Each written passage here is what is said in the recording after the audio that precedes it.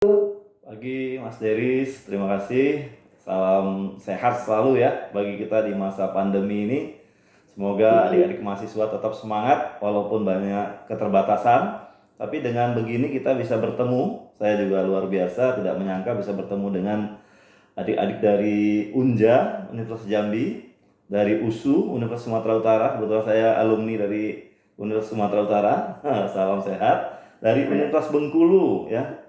Ada lagi dari Unsri Palembang, ada lagi Universitas Lambung Mangkurat di Banjarmasin. Wow, jauh ini ya. Salam kenal ya. Universitas Mula Warman juga Samarinda.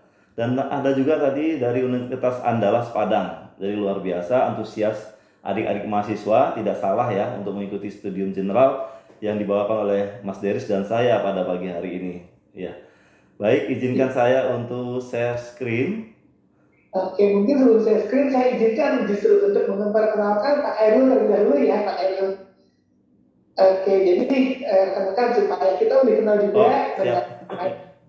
Iya, Pak Khairul itu siapa sih? Nah, ini untuk CV sangat singkat dari Pak Khairul. Karena kalau CV yang benar-benar panjangnya, wah akan makan waktu yang sangat lama ya Pak Khairul ya. Iya benar. Jadi ini sangat singkat aja deh, waktu dulu kuliahnya di mana, lalu udah lulus ngapain gitu ya, singkat, sangat singkat.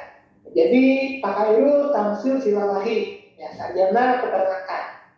Beliau lulusan dari Universitas Sumatera Utara. Ya, jadi mahasiswa dari sini. Ini kakak tingkatnya nih ya. Dari tahun 1996 sampai tahun 2000. Ya.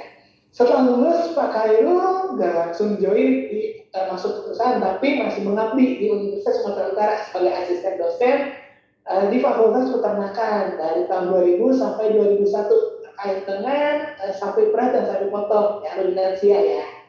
Nah setelah itu Pak Khairul bergabung sebelum kemudian di PT Berlian Unggas Sakti sebagai supervisor breeding farm dari tahun 2001 sampai 2005. Setelah dari PT Berlian Unggas Sakti baru Pak Khairul join di Medion. Yang pertama sebagai technical sales representative dari tahun 2005 sampai tahun 2012.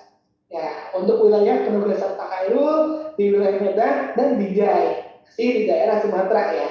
Ya. Setelah itu Pak Khairul naik atau bisa promosi ke posisi yang lebih tinggi yaitu sebagai district assistant manager atau mungkin bahasa umumnya kepala cabang yang wilayah Binjai dan Pantai Labu ya, masih di daerah Sumatera juga dari tahun 2015 sampai dengan sekarang.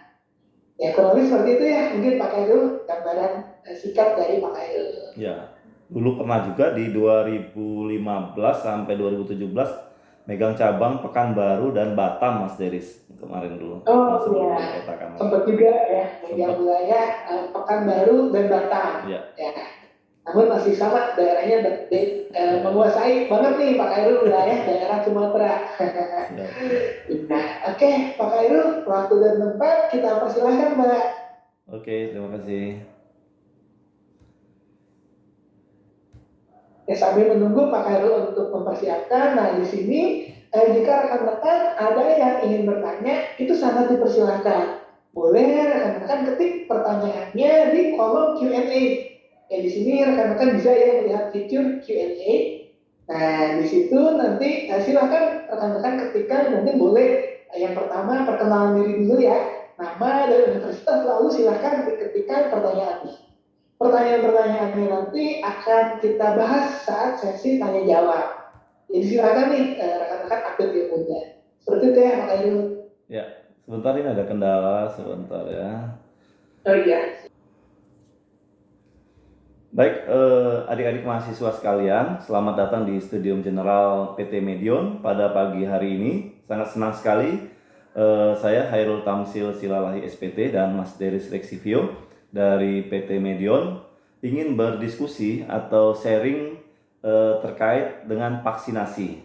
Ya, Alhamdulillah pada pagi hari ini peserta sangat antusias sudah masuk dari anak-anak mahasiswa peternakan dari USU, UNJA, UNIP, UNSRI, Universitas Lambung Mangkurat, Universitas Mula Warman, Andalas, dan yang lain yang tidak bisa saya sebut satu persatu. Judul pada pagi hari ini adalah tangkal penyakit pada ayam dengan vaksinasi. Ya, dimana tadi teman-teman adik-adik mahasiswa sekalian, pada paparan pertama Mas Dery sudah menjelaskan bagaimana background daripada PT Medion, dimana memang PT Medion adalah salah satu perusahaan terbesar di Indonesia yang memproduksi vaksin. Ya, jadi kita akan membahas mengenai topik bahasannya. Yang pertama, pentingnya vaksin dan vaksinasi. Yang kedua, nanti akan kita bahas penentu keberhasilan vaksinasi itu dengan istilah 4M. Nah, sebelum kita membahas mengenai vaksinasi, kita harus tahu dulu ranking penyakit yang ada di Indonesia, ya. Nah, pada tahun 2019 sampai tahun 2021, ternyata di ayam pedaging itu kita bisa meranking penyakit. Bagaimana caranya Medion bisa meranking penyakit?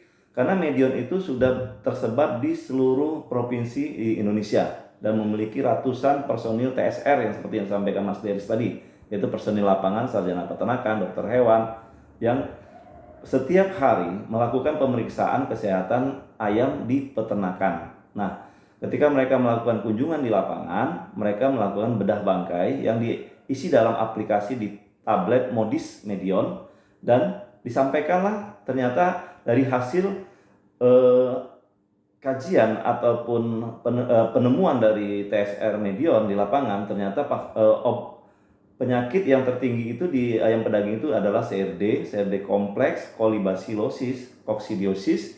Nah, yang di petakin hijau ini adalah Coryza, Gumboro, ND. Kenapa dipetakin hijau? Karena ini penyakit yang tidak ada obatnya, artinya bisa dicegah dengan melakukan vaksinasi.